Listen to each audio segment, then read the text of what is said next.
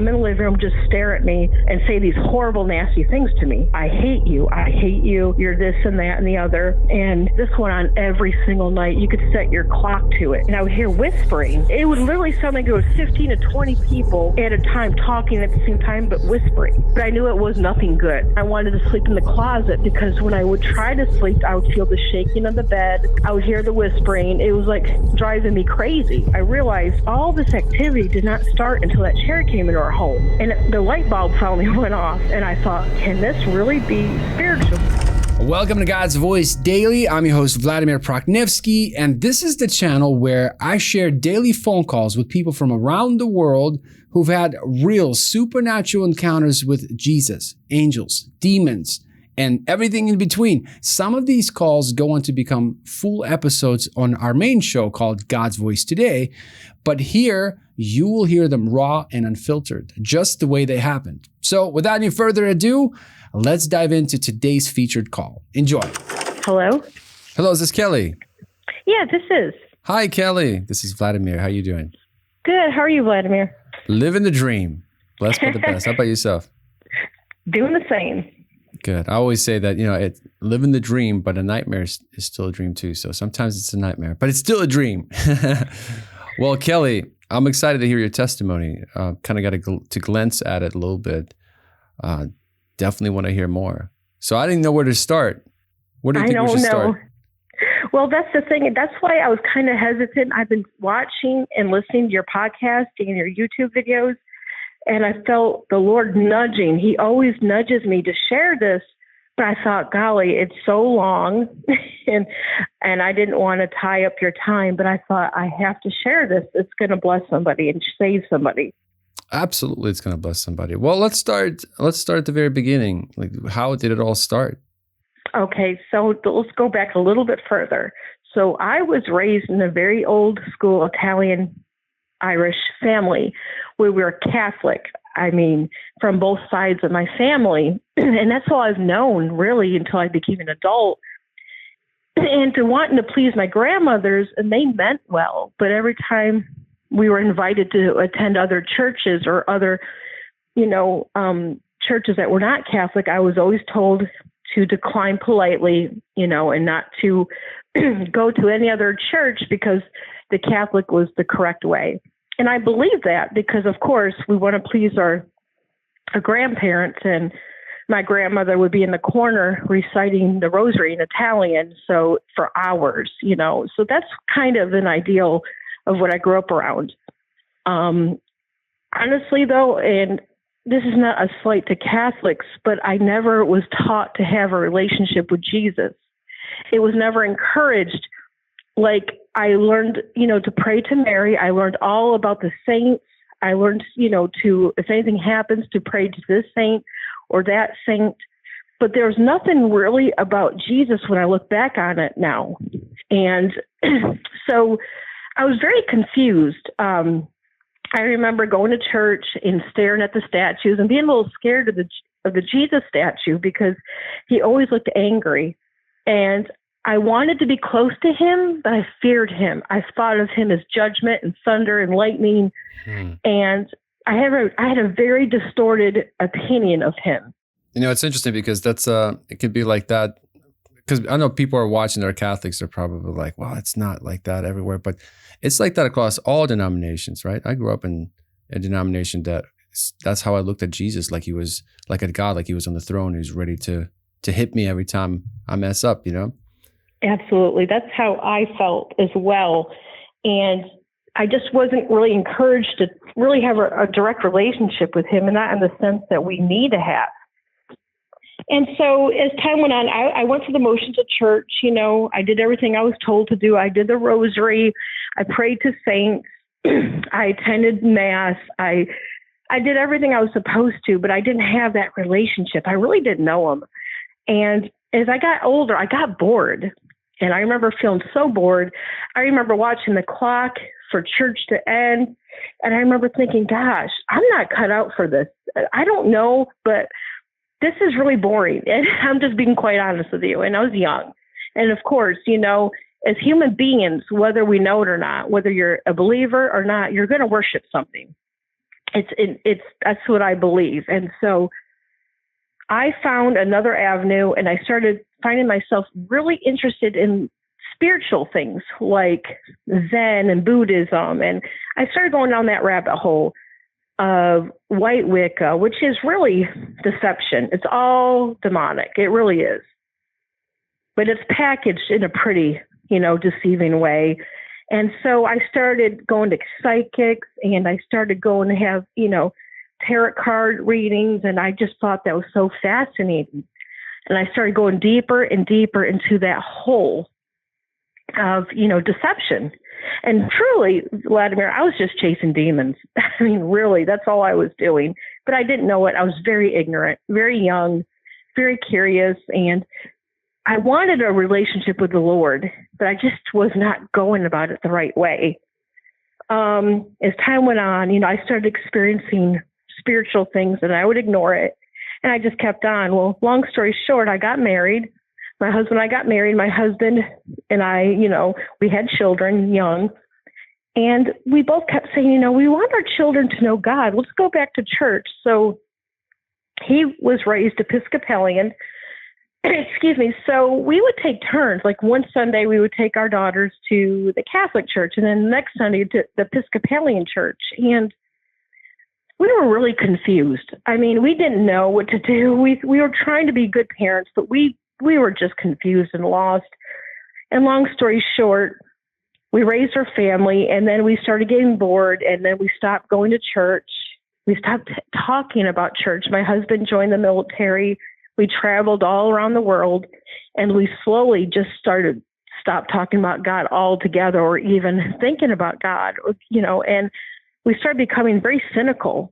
I noticed that when I look back on it, my husband and I were becoming more agnostic, almost to atheism. We were starting to read, atheistic books. Wow. And becoming interested in that and scientific reasoning. Well, I mean, we were just really, really lost. And long story short, to speed this up, we've been married for almost 28 years now. God's been so good and so gracious with us. Well, anyways, about 6 years ago, everything just came to a halt. The Lord really, really did amazing things for my family. He took something that was meant for evil, and he turned it to advance his kingdom of heaven. And that's what I want to talk about. So 6 years ago, my oldest daughter, she had a fascination with old Hollywood stuff, and she loved to go antiquing. So we went to this antique store, and she found this little tiny chair, and she just fell in love with it. It was tiny and petite and pink, and it was very old. She wanted to take it home. I helped her bring it home. At the time, my husband was training, so he wasn't home. Well, Vladimir, I don't know how to explain it, but there was something about that chair that just really made me really uncomfortable. I know that sounds crazy, but as soon as it came in the home and my daughters would leave the house, I would find myself like walking by my daughter's room and shutting her door. I didn't even want to look at the chair. I had a really bad feeling about it. And I remember thinking to myself, I'm rational. Why would I be so uncertain or, weirded out by a chair? But I really was. And that's when all the activities started happening in my home. And before I get into that, let me rewind. A week before my daughter brought that chair home, maybe a week or so, I started feeling God call me. I know that sounds strange, but I would have dreams of him. I would have, I don't know how to explain it, just a deep feeling that Jesus is calling me. I would wake up in the middle of the night and I would hear him. I would have dreams. And I remember just feeling this deep calling for me, like, daughter, come home. It was, I don't know how to explain it. I remember waking up at 4 or 5 a.m. before the sun would come up, and I would just cry. I'd go on my back porch and cry. I'm like, I want to know you, Jesus. I want to know you. Are you real? Show me you're real. Because, I don't know what to believe, and I was really confused. I wanted him, but I just didn't know how to go about it. Well, fast forward to a week or two after my daughter brought the chair home. And that's when all this weird activity started happening in our home. It started with my youngest daughter, who was 17 at that time. she would sleepwalk when she was 2 or 3, but that was when she was little. But she started sleepwalking, and, I'd be in the living room watching TV at night, and she'd walk in the living room. She'd be half asleep, and she would just cuss at me. And my children, even when they got older, they didn't cuss at me. Whoa. And, I don't want to say what she said, but she said, "I hate you. You're the B word. I hate you." And she'd just stand there in front of me, blocking the TV, and just be half asleep and just say these horrible things, vile things. And I looked at her, I said, "Are you okay?" And then I knew she was sleeping. So I brought her back to her bed. The next morning, she had no memory of it. Vladimir, this went on every single night. You could set your clock to it. She'd come in the living room, just stare at me and say these horrible, nasty things to me. "I hate you. I hate you. You're this and that and the other." I put her back in her bed.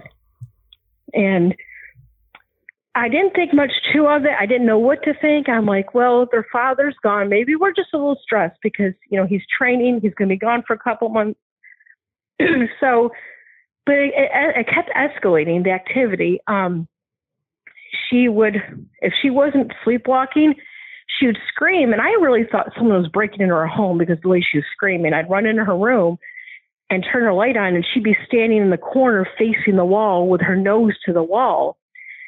And she'd say, "There's bugs all over my room," and she'd be half asleep.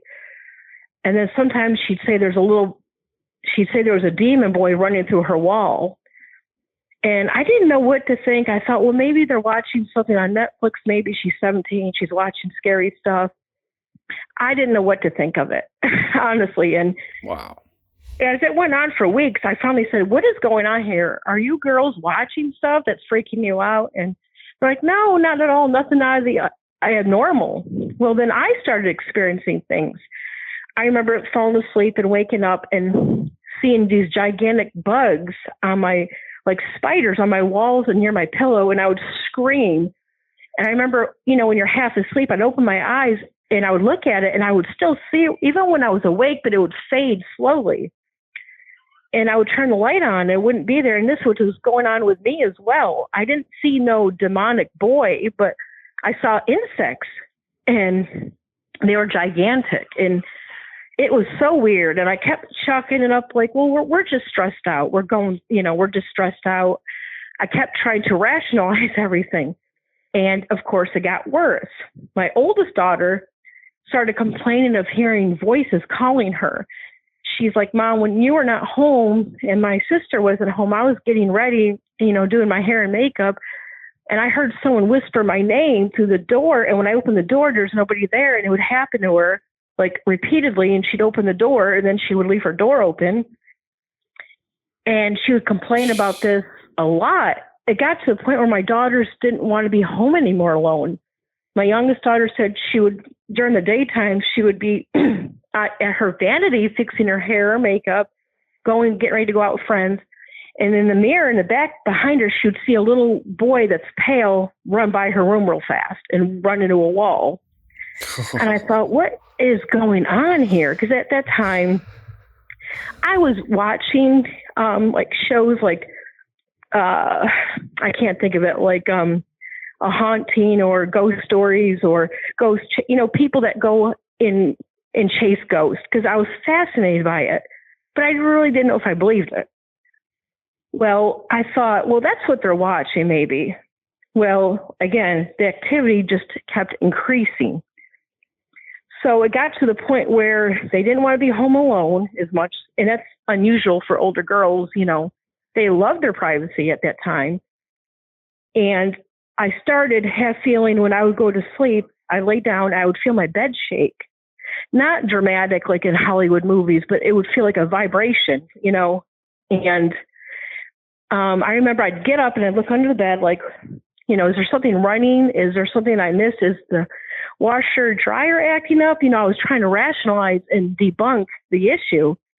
And I'd go through the house and everybody would be asleep. So I'd go back to sleep and lay down, and the vibrating would start happening. Not, like I said, thrashing, but it would be like vibrating. And if anyone else was laying with me, if I had my daughters laying next to me, it wouldn't do it, only if I lay down. And I thought, well, that's strange. And then it got to the point where it felt like something was almost kicking me. from under my bed, but there was nothing under there. It would wake me up, and then I would also wake up seeing spiders. So the activity just kept on like a momentum, if you will. It just kept increasing. And I kept ignoring it because I thought, well, maybe I'm just overtired. I'm stressed out. I tried to rationalize everything, at that time. And again, the activity kept increasing. Then it started where I would wake up in the middle of the night and I would hear whispering. And Vladimir, it would feel like it would literally sound like there was 15 to 20 people at a time talking at the same time, but whispering. And I remember I sat up and I jumped up and I walked to the house. Again, everyone's asleep. Nothing's left on. There's no TV. It's quiet. And I wouldn't hear it. I'd lay back down, and sure enough, as soon as my head would hit the pillow, I could hear the whispering again. And I don't know how to explain it. I knew it was about me. I don't know how I knew, but I knew it was nothing good. And I remember it would drive me crazy because I'd sit up and it would stop. I'd walk out of my room, it would stop. I lay back down, I could hear whispering. And it would go on until I would fall asleep. And it got to the point where I was just so overtired and exhausted. I finally made the point where I wanted to make a doctor's appointment because the activity continued. I remember when I woke up one morning, I felt like there was bugs crawling all over me. Like it felt like bugs on my skin, on my hair, on my face. And I looked in the mirror. I looked and I took, a fine zoom in mirror, and I couldn't see anything. When I asked my daughters to check me, I'm like, is there something in my hair? Did we get lice? I mean, I'm thinking of everything. Like, why am I feeling this? They didn't feel it, but I did. Again, there was nothing physically I could prove. So I went to the doctor, they checked me for everything. I said, maybe I picked up body lice somewhere or lice. I know that sounds crazy, but I was really trying to find a logical reason behind this because it would follow me everywhere. I would just feel like there was bugs all over me. That's the best way to explain it. And it would happen from the moment my feet hit the floor when I'd wake up in the morning. Sometimes it would stop, but it would almost last the whole day, every day. And I thought I was losing my mind. I thought, well, maybe I'm allergic. Maybe I'm using deodorant or detergents. Maybe I'm having a food allergy. And I went through the list of everything I was using and nothing was different. So I'm like, this doesn't make any sense. So I'm waiting for my doctor's appointment in the meantime. And again, the activity in my home is getting worse. It's amping up. I started getting scratches around the house. For instance, I was sweeping our dining room. And I must tell you, when my husband and I were in and out of church, we both got Bible tattoos. I had Proverbs 31:28 on my wrist. And at that time, I was thinking of having it removed because that's when I was just losing my faith. Well, I was sweeping the floor in the dining room, and I felt a burning sensation to where my Bible verse was on my wrist. And the best way to explain it to you, Vladimir, is, I don't know if you had this, but when I was little, my mom or my grandma, if I get a scratch, they would get the brown bottle out, of hydrogen peroxide and put it on my wound. Well, that's that burning feeling. That's exactly what I felt on my wrist. And I remember dropping the broom, and I'm thinking maybe I got stung by something. I don't know. When I looked at my wrist, there was a scratch mark sideways all through my Bible verse. And it looked like a paper cut scratch. It wasn't like dramatic, but it was like someone took a tack or something. It didn't break open my skin, but it was a scratch, enough where I could see it. And I remember staring at it, Vlad, for like 5 minutes. I just stopped. I just stared at it. I'm like, how did that happen? How could this happen? And I didn't tell anybody. I didn't want to scare my daughters. I didn't want people to think I was losing my mind. But I just couldn't explain that. I'm like, there's no way to explain this. I'm sweeping. I didn't rub against anything. I had the broom in my hand. How can that happen? Well, Vlad, the activity increased. My daughter was having nightmares every night, seeing bugs, seeing a white demon little boy run through her wall. My daughter's hearing her name being whispered.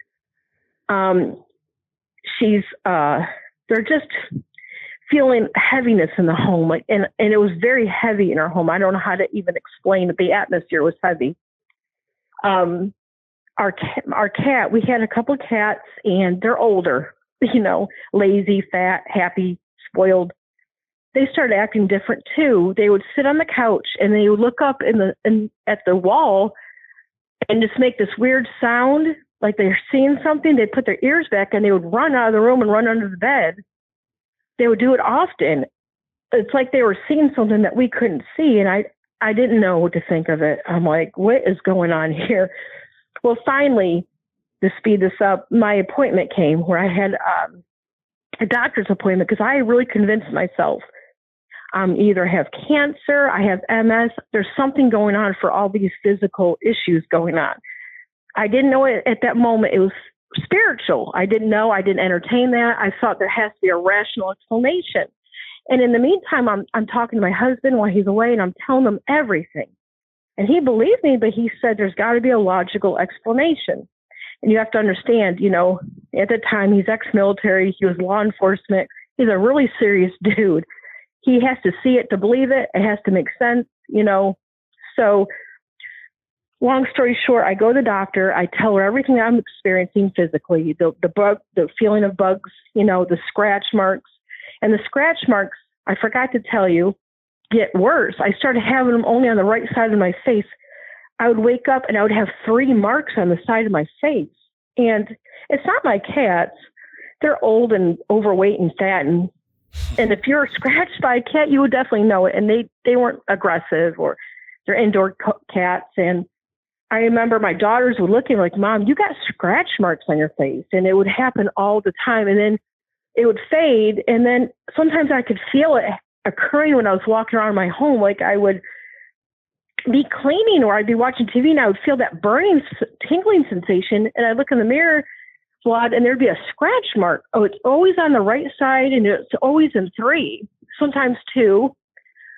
But it just was, and I'm not scratching myself, and nor would I ever do something like that. But I don't know. I didn't know what to think of it. I really was starting to go crazy. Like I remember when I wanted to sleep in the closet, because when I would try to sleep, I would feel the shaking of the bed.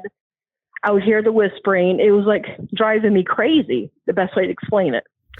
The constant feeling of bugs all over me. It was horrible. So I finally had my doctor's appointment. She took me for an MRI. She took blood. She did a full blood panel. And, she kind of looked at me like, are you okay? You just don't look like you're well. And I had bags under my eyes. I wasn't eating right. I just felt so hopeless. And another thing, I'm so sorry. This is 6 years ago, and I did write it all out so I wouldn't forget it. But there's just bits and pieces I forget. So I apologize. But I started having, and I'm not schizophrenic. I don't have mental health issues, but I started feeling really depressed. And I kept getting this voice in my head, and I don't know how to explain it, and it wasn't very nice. And it kept saying over and over, if you just killed yourself, Kelly, this would stop. And I remember thinking, who's saying that? Because I'm alone and I could hear it, but no one else could hear it. And it wasn't like I'm crazy, but at the same time, I could hear it, and I heard it clear as day. It said, if you just killed yourself, this would stop. And I thought, oh my gosh, I would never want to kill myself. I love my husband, my children. I had so much to live for. But at that time, going through this and the hopelessness that these experiences were bringing on me, it started changing me. I felt down and I would cry. I was overtired. I was almost hysterical because it just was, I don't know how to explain it. Finally, I get a call from the doctor. She has my results and I'm excited. I'm like, okay, I'm going to get to the bottom of this. There's something medically wrong with me. Maybe I'm having a brain issue and I'm, thinking these things. So I go in and that's when she tells me there's absolutely nothing wrong with you. There's no medical backing for you to have any of this. There's nothing wrong. And she told me, maybe you just need to take a vacation. Maybe you need some rest. And I thought, something's wrong. And I got really angry because I know myself. I looked at her in the office and I said, there is nothing mentally wrong with me. There's something going on and I don't know what it is. And I was trying to hold it together, Vlad, but when I got in the elevator, I cried. I literally just broke down and cried. I stayed in my car for about a good half hour to an hour in the hospital parking lot, just crying because I didn't know what to do. I don't know how to explain it. There was just something, it felt like something was just after me and I couldn't see it. I don't know. It was really hard. Well, I don't know how to explain this, but it just got the activity. Like I said, there's so much to tell you. I remember walking through the house and seeing our stove on. Like we have the burners, it's electrical stove. And I remember all of a sudden it started happening when the activity was happening. The burner would always be on full blast, like bright red, like someone walked up to the stove, turned it all the way on and walked away. My daughters didn't know who did it. They would never do something like that. I wasn't doing that for sure, but it would happen almost every day. You could set your clock to it. The burner would be on full blast. I thought that was really strange. And the shower would like turn on by itself sometimes and be full blast. I didn't understand that either. Again, none of this was happening until the activity was happening. So it wasn't a normal thing for our home. So bizarre. Finally, my husband came home. And I'm not gonna lie, I was so happy to see him because he's my strength. He's my best friend. And I literally just about collapsed in his arms when he walked in the door because I was hysterical. And he's never seen me that way. Never. And I've been with him through deployments. So it was just, this was a whole different thing. And he believed me, Vlad, but he didn't know what to think of it. He said, there's got to be a reason. Do we have a gas leak? I mean, he's just really trying to find what is going on in our home. And another thing I forgot to tell you, I started finding weird symbols around my house. They look like a Y. You know how we write the Y, the letter Y, but it was sideways Y. I found that symbol written like someone took their finger and wrote it in the dust in our home. But I'm only barely 5 foot tall. Now my husband's 6'4". But I was finding that Y symbol in places that I can't even reach without a ladder. And I remember cleaning my room and I seen it, and it was always on my side of the bed. It would go from the top of my headboard all the way down, like someone stuck a finger and just wrote a sideways Y. And I didn't know what that meant. And I found it in my daughter's room. Like, it was just strange. And I asked them, I showed the girls, I said, what is this? Are you all doing this? And what does this mean? And they said, Mom, why would we do that? They thought I'm being crazy, but I was finding that symbol everywhere in my home. And there's a reason why I'm telling you this. So when my husband came home, something, I don't know how to explain, but something told me to look at my pictures in my phone. I don't know how to explain it, but something just said, look at your pictures. And when I looked at my pictures, I noticed that we took pictures of my daughter's chair because she was so proud that she cleaned it. She bought special cleaning materials for old chairs, and she brought it back to life, basically. She cleaned it. It looked beautiful. She wanted pictures of it. Well, what hit me like a ton of bricks is when I was looking through the pictures I took of the chair, I realized all this activity did not start until that chair came into our home. And the light bulb finally went off, and I thought, can this really be spiritual? I sound crazy, and who's going to believe this? Wow. I told my husband, and he, again, we were very skeptical of things. He said, well, I believe you. I've been with you a long time. Why would you make up something like this? And he could tell I was hysterical. He could see I wasn't sleeping or eating right. He knew I was going through something. He just didn't understand it. Well, at that time, he had a list of things he had to get done that needed to be done while he was gone. Like, fish, there was a leak in the sink, things like that men like to do. Anyway, we were talking about his list. He says, well, why don't you calm down? I'm home. Nothing's going to happen. I'm home.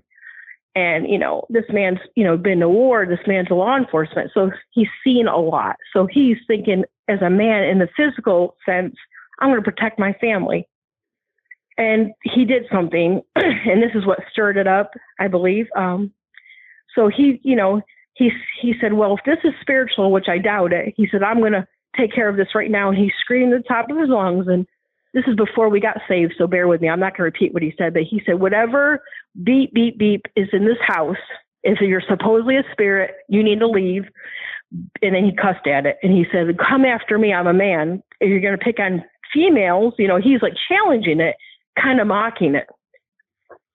And I said, I don't know anything about this stuff, but I really don't think you could beat it up. You know, I'm trying to make a joke out of it. I'm like, you can't, if this is spiritual, I don't think you could fight it. And he said, yeah, okay. You know, he's like, you know, he just was like, I'm going to take care of my family. And I don't think anything spiritual is happening, but if it is, it needs to come after me. Well, Vlad, it did. So my husband goes and gets his tool bag. He starts working on the kitchen sink. He removes his shirt because he wants to get under the sink. He don't want his shirt to get stuck. I'm doing laundry. Well, I see him standing with his back to me. I mean, not even 5 minutes. I come through with the laundry basket and I stop in my tracks and I just lose it. On his back is a sideways Y. It looked like someone took a nail and like did a gigantic sideways Y on his back. I know that sounds crazy, but this happened and he's just standing there. He said, something's on my back, isn't it? He didn't move. And I'm like, what? And I'm like crying because I saw the symbol that I was seeing all over the house. He said, there's a bee on my back. There's a bee on my back, isn't it? And he froze. He's like, I could feel it burning. And I said, no, that is not a bee. And I just dropped the laundry basket and I just start crying because I couldn't even tell him. It was just so dramatic, you Chills. know? Wow. You know what I mean? Yeah. And I said to him, please go in the mirror and go look what's on your back. I don't know how that got there, but it's on your back. And he said, what are you talking about? Is there a bee? You know, he's really thinking he's got a bee on his back because he said, I could feel the stinging still. And he looked in the mirror and he's seen the symbol. And he's seen what I've been telling him, and it finally clicked. And he stood in the mirror. He did the same thing. He just stared at it like he couldn't believe it. He could not. Now, it wasn't dramatic, like in blood, you know, nothing like that. It just, the best way to explain it, it's like someone, like, you know, when you have a paper cut, that's kind of what it was like. It wasn't like he wasn't bleeding, but it was enough where we could see it. Did you take a picture of it?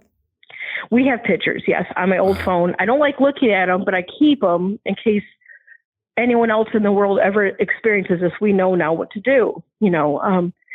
Well, my husband gets angry. It doesn't scare my husband and it makes him more mad. And then he starts yelling at it again. He says, I'm not scared of a symbol. And he's yelling and screaming. I said, you got to stop. We can't fight this in the physical realm. We can't fight it with our bodies. And we didn't know anything, Vlad. We were completely ignorant. We had no idea what we were up against. We just knew something we couldn't see was attacking our family. So I forgot to mention right before my husband came home, I called a friend of mine. She was born and raised Southern Baptist. She's friends with a lot of preachers. Excuse me. And she came a week before my husband came home to bless her home. She brought 3 preachers with her. They told us to leave the house and that they would come and bless our home. Like I said, I'm so sorry. I'm all over the place. It's been a long time. Oh, you're good. You know, you're a great storyteller. Love it. And like I said, I sent you an email as well. I don't know if I sent it to the right email, but I've read it. Yeah. So, so I don't, like I said, I'm just starting to read the Bible on my own. I'm secretly reading the Bible while this activity is happening. I'm not telling anyone. I'm secretly talking to Jesus. Every morning I'd go on the back patio and speak to him and say, look, I want to know you. I want to know who you are. Please show me you're real. You know, I was doing this every day. Didn't tell anybody. I was secretly reading the Bible, but I was very ignorant. I couldn't even tell you a Bible verse at that time, really. But I was really feeling him pull me. But at the same time, we're having this activity in our home. So it was really crazy to deal with. And then, again, another thing I forgot to tell you, we have a screen-in back porch, you know, where we live. It's very hot. And people call it the sun porch. Well, my daughters called me to come home, and they said, you need to come look at the porch. This is right before my husband came home. And we spent every day at that back porch. We'd have coffee, we'd have meals. It was just a nice back sun porch, enclosed porch. Well, my daughter told me that there's something wrong with it. Well, when I went outside to look to see what she was telling me, it looked like, sounds so crazy, it looked like someone had 3 fingers, but they had been big fingers from one side of the screen all the way to the other. There's scratch marks, but it was sideways, not up and down, but sideways from one end to our porch to the other. And it came from within, not outside. And it wasn't our cats because they were fat and old and lazy, and they didn't do stuff like that. And if a cat was scratched, it would be up and down. It wouldn't be sideways from one end to the other. And it looked like, almost like it was burnt. I don't even know how to explain it. My husband got a hold of his buddy who builds houses for a living. He came and looked at it and said he couldn't even recreate it with his tools. He said it looked like someone almost burnt it. But he said, look, between like a scratch and a burn and powder, he said there was powder like residue on it. Wow. And it freaked him out a little bit because he said, how did you all do this? And we said, we didn't. And he was so stumped. He said, I've never in my life has seen nothing like this, but this is bizarre. He's like, there's no way an animal could have done this because they'd have to stand up sideways and be held sideways. And, he's like, you can't do stuff like that. And my daughter stopped going on the back porch. And honestly, I didn't want to go either. My husband, once we got saved and all that, he removed all the screens, but it was strange, and that was where I would sit every day and talk to Jesus, but I still forced myself to sit out there, even though I was weirded out by looking at those scratch marks, all around my porch. And, and then let me backtrack here. Sorry. And so before my husband came home, I called my Baptist friend and I said, look, I know I don't believe what you believe, but I got something going on in my house. And I explained to her what's going on. She believed it. She brought 3 preachers with her. They told us to leave the house. So we stood outside we were at the very bottom of my driveway. And they said, don't come in here. We're going to handle this. And again, I don't know anything. They were born and raised in the church. They knew everything. So I trusted them. They took about an hour. They walked through my whole house. They told me everything that I was doing wrong. They said, you need to remove the statues of St. Mary. You need to remove your rosary beads. And I knew this, I just didn't know very much. I was still ignorant, and they kind of scolded me about that kind of things. I felt they meant well, but I felt very, very judged. I don't know how to explain it. And they're like, you need to do right. And they were just kind of scolding me, but I was so scared with what's going on. I would have done anything they told me to do. Well, this is the weird thing, Vlad. Me and my daughters are standing outside in our front yard on the very bottom of my driveway, 11:40 at night. After an hour, the 3 preachers walk out with their Bibles. And as soon, Vlad, as they walk outside, we hear the squealing of pigs. It sounded like a pig or two was being tortured. It was so loud that it echoed through my whole entire neighborhood. And it was echoey, and all the dogs in the neighborhood started barking. Now, before this happened, we lived for like 5 to 7 years where we live in a cul-de-sac, and nobody owns pigs. Nobody has pigs. We know our neighbors, and it lasted for a good solid 20 minutes. And my daughter started covering her ears because, we're animal lovers, and it was really disturbing. The squealing and the loudness was just, it was a really creepy thing. And we didn't know why, like I said, we were always outside. We never, ever heard it until the night they came to my home. And they walked up to me, and you could still hear the squealing of pigs. It was weird. And I said, y'all hear that? Someone is hurting a pig in my neighborhood at 11:40 at night. And the preachers looked at each other and started smiling. And I'm like, why are you smiling? They said, you don't know? They said, girl, you don't know. They're Southern then. They're like, you don't know the story about Jesus sending the casting the spirits. Yeah. And I didn't know any of that. I said, no, what are you talking about? And did they hear it, or was it just you? No, they heard it too. Everybody that came to our home heard it. They all stopped and were smiling and rejoicing, but me, because I didn't know what was going on. I didn't understand. I didn't understand it. It scared my daughters. They really held their ears and they started crying. They said, Mom, someone is hurting a pig. This is sad. And then my youngest looked at me and said, Mom, we need to go find that pig. I'm like, I don't think we need to be finding anything right now. I was so over it. It was crazy. And I looked up, when they left, I looked up the story and I read it for myself. I thought, wow, they got rid of it. Whatever was in my home is gone. They wouldn't touch me. They acted like they were afraid of me. They didn't like that I was Catholic. They kind of were, they're nice people. Please don't get me wrong. Mm-hmm. But they came off very religious. I don't know how to explain it. Like, they were very knowledgeable. They knew that Bible inside and out, but I felt like they were looking down at me. Like, what are you doing, girl? Kind of that kind of attitude. Like, what are you doing? Why are you doing this? And nobody told me. They didn't pray over me. They didn't do anything. They just left. Well, the activity stopped for maybe a day, if that, and then it resumed. But when it resumed, it was even hardcore. It was harder. And that's when my husband came home. And I started sleeping in the closet because I couldn't handle the whispering and the bed shaking. And my husband felt it too. When he lay with me, he would feel it. The best way, it would vibrate and it just wouldn't stop. And he couldn't explain it. And he was starting to experience things too, and it was driving him a little crazy, but it was more geared towards me. And I started feeling suicidal, something I never thought in a million years I would feel. But the voice kept telling me over and over, if you just killed yourself, this would stop. I'll make it stop. And I would hear it. And I'm like, I told my husband, do you hear that? He's like, hear what? I said, something is telling me that if I killed myself, it'll make it stop. And he looked at me. He said, I don't hear anything. And he just, held me. He says, please don't do that. And he was scared. And I'm getting scratched. And then my husband is getting scratched. We would wake up with scratch marks all over our body. And it was just constant. It was just constant. Out of desperation, I called back my friend with her preacher friends. They came back 3 times, Vlad. Same thing. They told me to walk outside. And I got rid of everything they told me to get. And they yelled at me and said, ma'am, I know the Bible. It said that if you resist the devil, he will flee. You're not resisting enough. And I just started crying. I said, I'm not doing anything. I stopped watching ghost adventure movie shows. I stopped everything. I don't know what I'm doing wrong. And they refused to come back.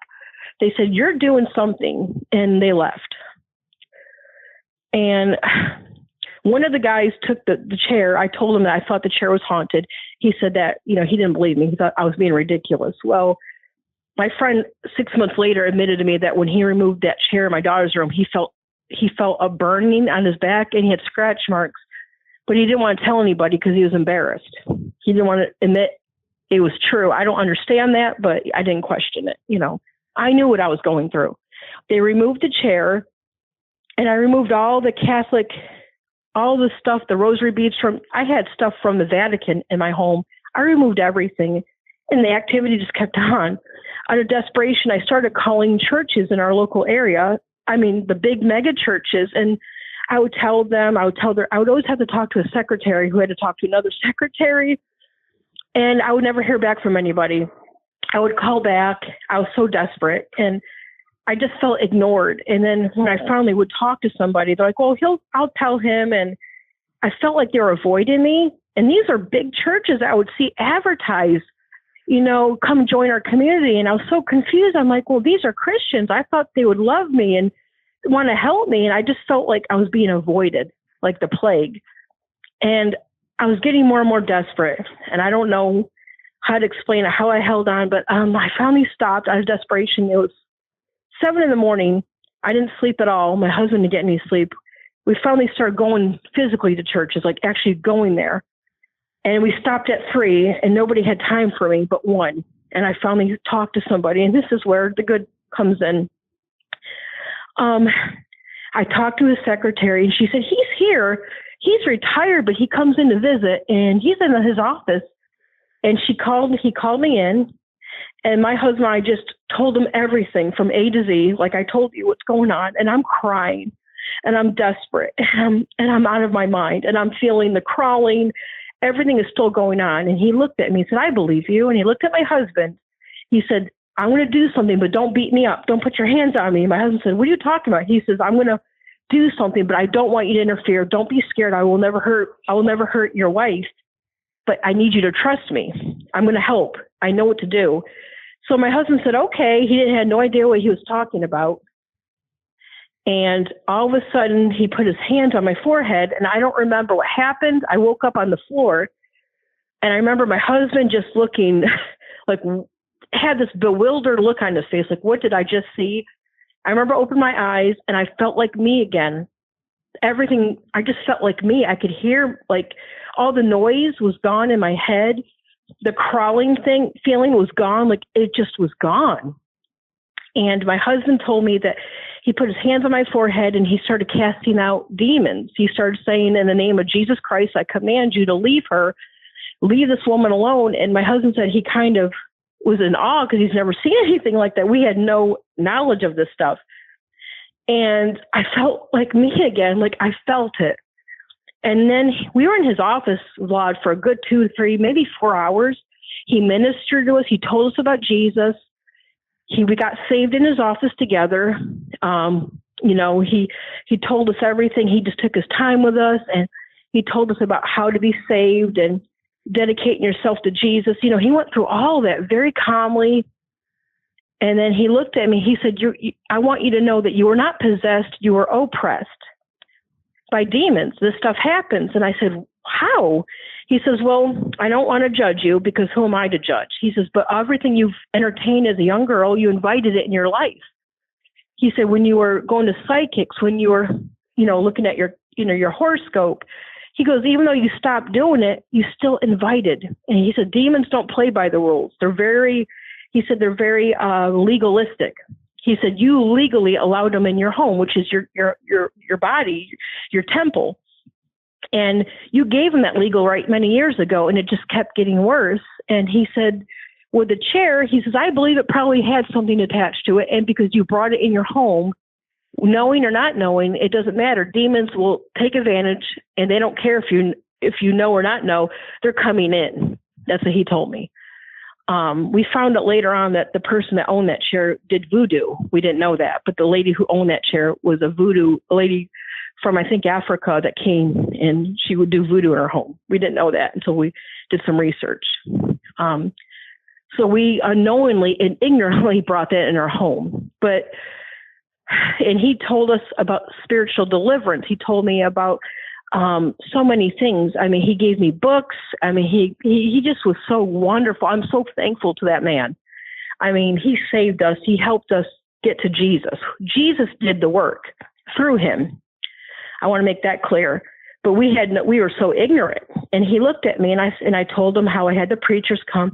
He says, don't ever do that. If you and your husband have to, as husband and wife, you have to come home and re-bless your house yourself. He said, you can't ask other people to come in and do it. It's your domain. He said, they're very legalistic. That's your property. You can have many people come over, but you and your husband, as man and wife, need to go home and re-bless your home, dedicated to Jesus. And he gave us oil, and he told us what to do. We went home, and Vlad, it was like the record stopped. I mean, it was nothing dramatic like in Hollywood, the doors didn't burst open. But when we blessed the house and we said, in the name of Jesus Christ, in the name of the Father, Son, Holy Spirit, we dedicate this home to Jesus. Anything dark or demonic, you must leave. We did everything that he told us to say, and what we believed with all of our heart. And we went from room to room. We did our property, and everything just stopped. All the activity just stopped. I mean, and we knew that really showed us Jesus, and I've had people ask me who've been in who have way much more knowledge than I, and I'm still learning. And I have a lot of making up to do. Like I tell people, Jesus waited 42 years for me.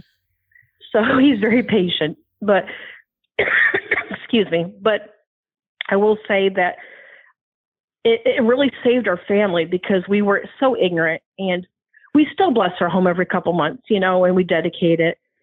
But I've had people who know the Bible inside out and said, well, wait a minute. How come Jesus allowed that to happen? Because it happened for 3 months in my home. They said, well, why did he allow that? I mean, how come, what were you doing wrong? I said, I don't have an answer for you. I can't speak on Jesus' behalf. I said, the only thing I can think of, maybe he was showing me all the things I was curious about. He was showing me, he was pulling the curtain back. This is what you're interested in. This is what it can do. This is what you're really chasing when you're watching ghost adventure stories and watching paranormal shows. And this is what you're chasing. You're chasing demons. And I believe, that's what he did. He showed me. And people said, well, why did Jesus allow that thing to scratch you? I don't have an answer for that either. I don't know. I can't speak for Jesus. I know what he's done for me. And I believe wholeheartedly, had this not happened, we would not be saved today. We would not know Jesus. We would not know the truth. I was blind, but I see now. And when I look back, I'm almost embarrassed about, me and my husband are embarrassed about the people we used to be. Not that we were bad people per se, but by Jesus standards, we were not good. We were living for the world. We were very worldly. We were paying our bills, doing overtime, taking trips, everything. We acknowledged everything. We thought about everything, but we did not acknowledge Jesus. And I'm so incredibly embarrassed. And I tell Jesus every day, I know he's forgiven me, but I am so sorry. Thank you for waking me up. Thank you for saving me from myself. Thank you so much.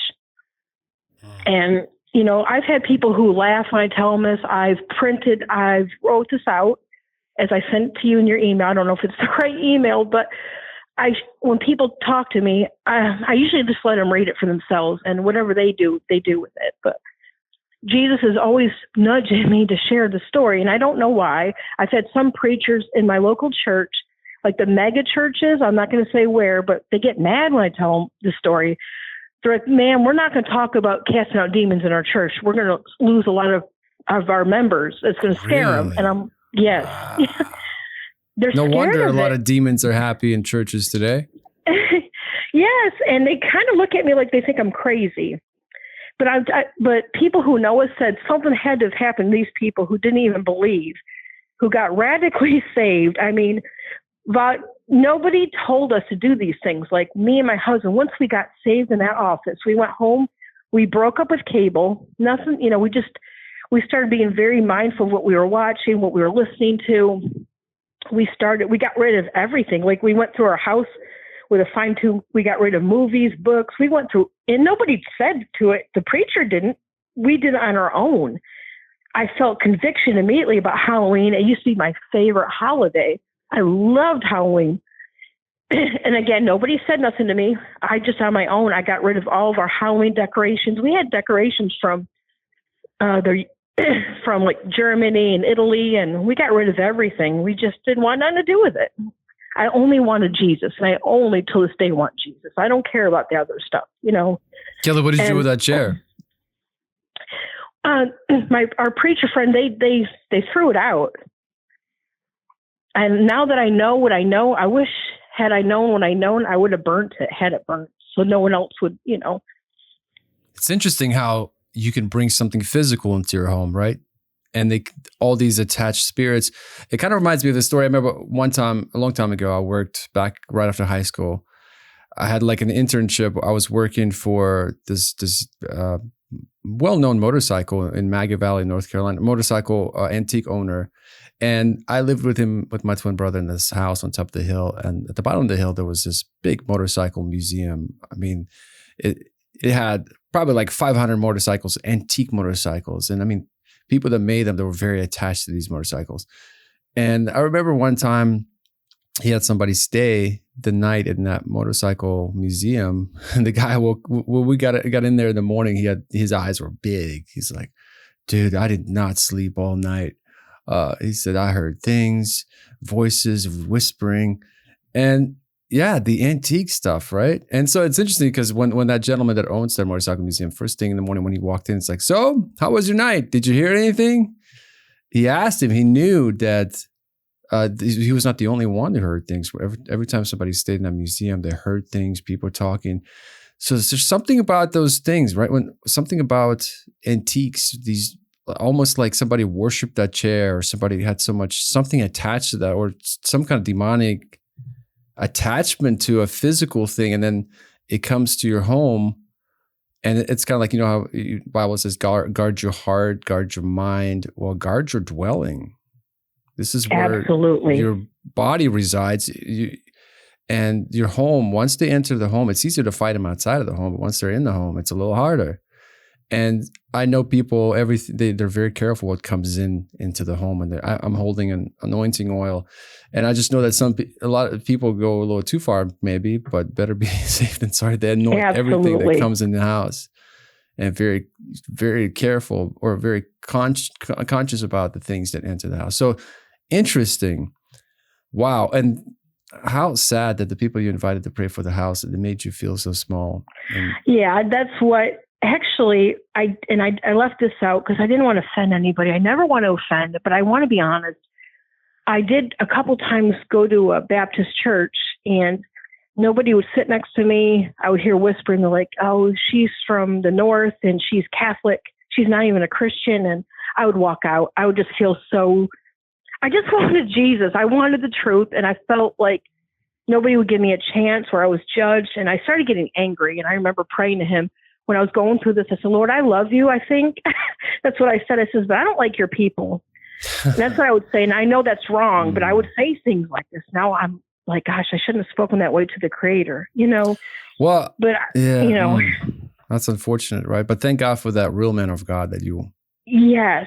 Met. And, we have to give everybody grace and love and meet them where they're at. And I just want to say that preacher did tell me he believed everything. He gave me a book by Neil Anderson. And I want to tell you, that's how I found you and a lot of other people. Even though this happened years ago, he gave me a book by Neil Anderson. And he said he's on YouTube. He's got a book about spiritual deliverance, and setting the captives free. And I read that book, and it has a lot of in-depth. Well, when I found that, I found other YouTubers that would talk about casting out demons, like the other Vlad, I don't know his name. Vlad Savchuk, yeah, I know. Yes, I watch. I just can't say his name. Yeah, Vlad Savchuk. He's also from Ukraine, a very similar.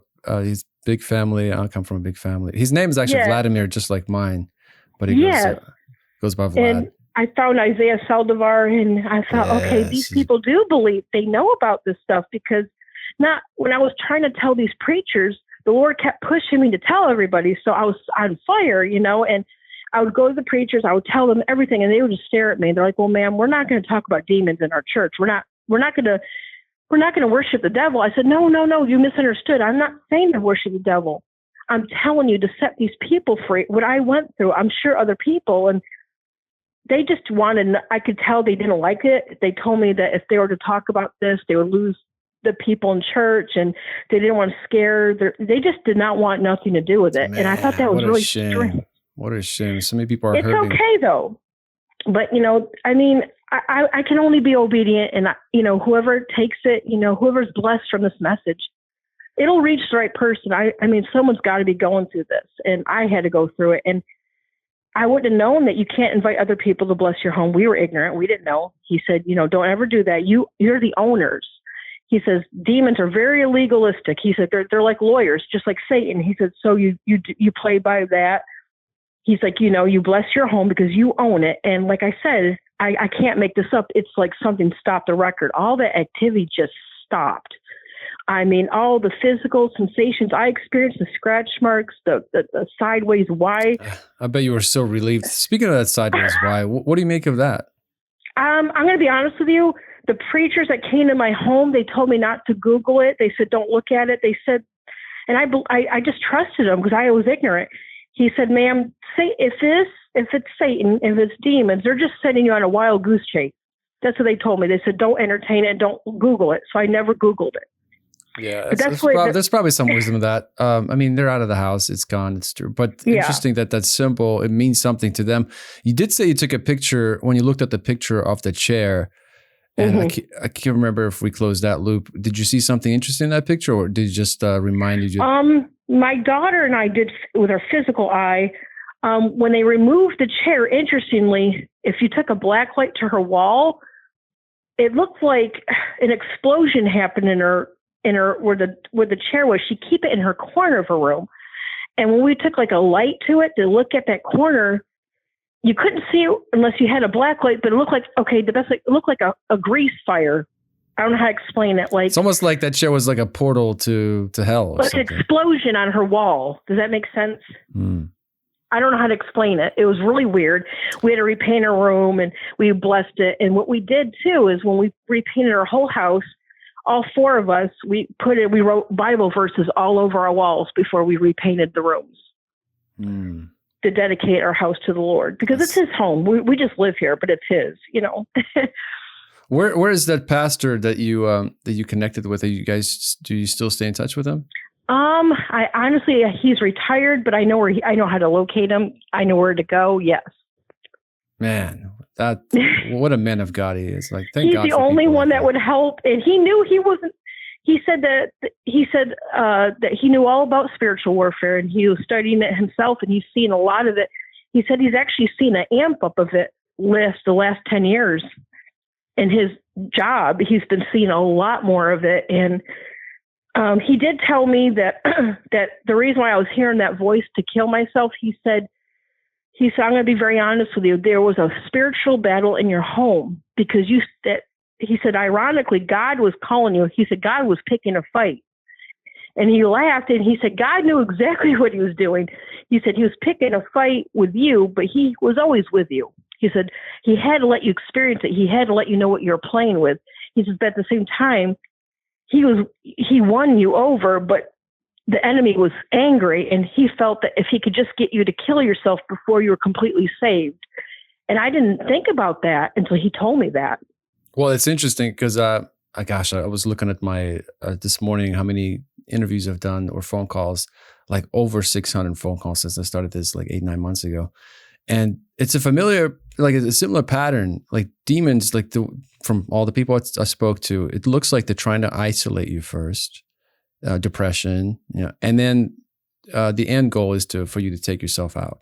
That's why I think the Bible talks about do not forsake the gathering, where because isolation is the first step. It's even like when somebody's being kidnapped, they isolate them, put them somewhere else, and then they usually say don't go to another location, and right. and they take you out. But the demons follow the same kind of pattern. The first they try to isolate you through depression, loneliness, this and that.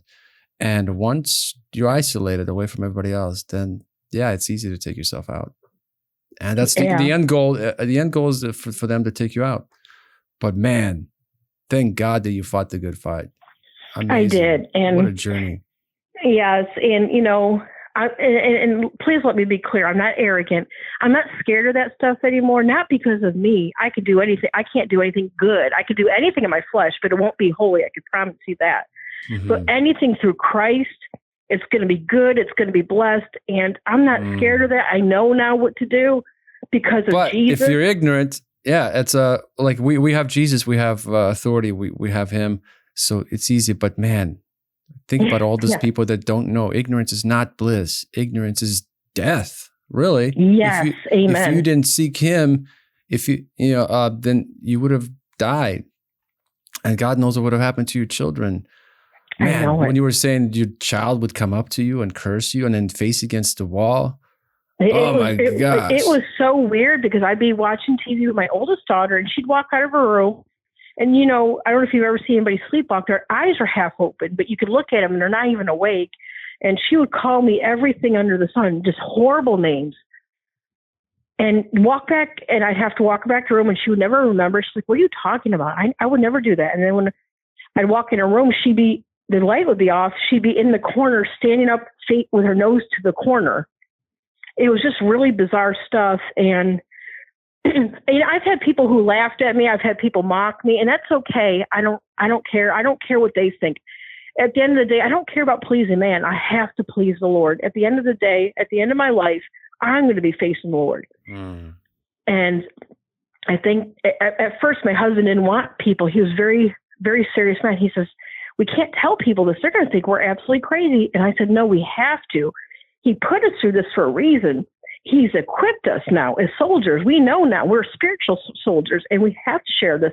And I don't care what people think. And my husband now is like, you're absolutely right. I was wrong. And who cares Kelly, what they your think? testimony will be a blessing to so many people. I hope so. It's like hearing a sermon. I mean, people can relate to stories. And when they hear your story, oh man, I'm telling you, there are people right now watching us right now when I'll post this that are going through the same stuff, and they're like these light bulbs going off, like, oh my gosh, I didn't even know. And all because of your obedience, because you shared. You know, once you know the truth will set you free. But knowing the truth is just, knowledge is just potential power, right? Information without application is just entertainment. So for everybody watching, don't just know the truth, apply the truth. And Kelly, thank you so much for your time. This was awesome. I had an opportunity to talk to a lot of people, and this was definitely one of the top 5 conversations I've had since I started this channel. It's been, and wow. I wanted to also give, God is so good. Like I said, he took something that was meant for evil, and God had the last laugh. He really did. And the thing is, I want to share with your listeners is that after this happened, we got saved. We got rebaptized in our backyard. The 4 of us did, as a family, as a gesture to the Lord. We didn't have to. I mean, I was baptized as a Catholic, as a baby. I was, but we wanted to do it as a gesture, as knowing adults. And we held house church. We had house church for a couple of years in our home. And we just really, like I said, we're not perfect by far. I mean, I am a sinner, but I'm telling you. It woke you up, right? And it really woke me up. I don't dabble in anything. Yes. They will never have how can you be passive after something like that, And this is what I tell everybody, and I don't think they understand. I've had people look at me like I don't make sense, but I know you'll understand. I tell people I may be last in line, but I'm in his line. And I don't care if I'm last. I'm in his line. That's fine, That's the best line to be in. And what's interesting, Kelly, the house that I'm currently living in, so a witch lived here, and a well-known witch in the area. And I didn't know. I ignorantly moved in this house, and she owned a witch shop. There's a witchcraft shop, and it burned up. And I remember we used to drive past and like, I got so hellish in here that the whole thing burnt up to the ground. But when I moved here, my twin brother was trying to get to my house, and he was trying to Google my address. And so the witchcraft store popped up, and he just like, hey, Vlad. So he started digging around, come to find out that witch lived in this house. And then we found her Facebook page, and sure enough, she has like face tattoos and had all these things inside the house. And like when I heard that, like a little bit of fear came over me, but then I was like, oh my gosh, what she used for evil. She used this house for evil. And out of this house, this is where I started this YouTube channel nine months ago. And millions, I want to say what is like nearing 8 million views now. So I do daily phone calls, prayer calls in this room right here, Monday through Friday, 6:15 till 7 a.m. Sometimes it changes, but every single day I pray with this. So what the devil used for evil, God is using for good. Out of this house, millions of people get to hear about these experiences, and the truth is shared and darkness is exposed. Kind of like your situation, right? What devil used for evil, God is using for good. Well, Kelly, if this didn't happen, awesome. God, there's no telling where we'd be spiritually. It'd be horrible. Yeah, but man, at the end, this story ended well, right? It's not how you start your journey, it's how you finish it. And the ending is awesome. Yes, amen. Jesus should be your first go-to. You should run to Jesus every time. Kelly, thank you so much. This was what a testimony, powerful testimony, amazing testimony. Thank you so much for sharing it. I know it's not easy. No, I appreciate it, not. But it'll be a blessing to so many people. Thank you for being obedient. Thank you so much. Thank you. God bless you. We'll stay in touch. Yes. All right. Care. Talk to you later. Bye. Thanks for watching. If this call caught your attention, wait until you see what's coming up next. It should be on the screen right now. Go ahead and click on that video, and I'll see you there.